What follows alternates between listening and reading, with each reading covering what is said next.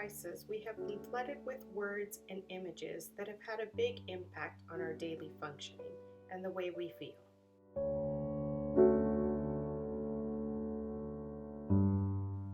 These are just some of the emotions that we might be feeling during this time, and I want to emphasize that they are all normal. We have physical reactions or feelings in our bodies and thoughts about the situations we encounter in our daily lives. And how we behave and react to situations is often based on what we're feeling and thinking at the time. It can be difficult to describe our feelings to others. Therefore, we use a thermometer to help measure the intensity of our feelings, ranging from 0, the green zone, to 100, the red zone.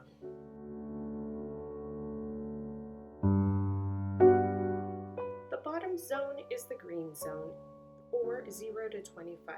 This is the ideal place to be. This is where you are feeling good. You're calm, rested, relaxed, and happy. Think of other feelings that you would add to this area.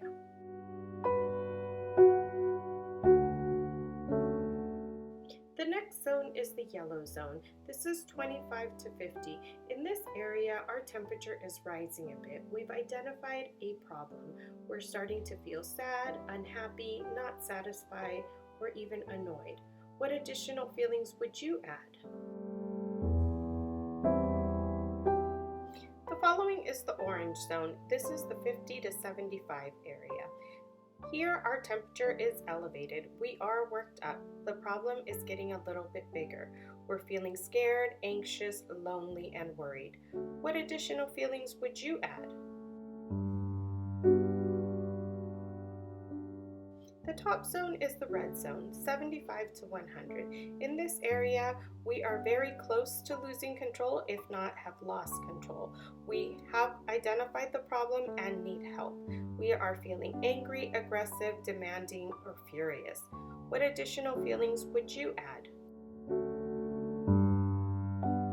By utilizing a thermometer, we are able to see that as our emotions intensify, we were less likely to process information and we had become more reactive.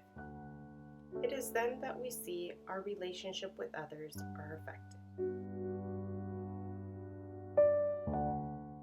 It is important to know where I am on the thermometer as well as where other people are, as that may affect the approach that I have with someone else. Now here is a list of strategies that you can implement to help decrease your intensity.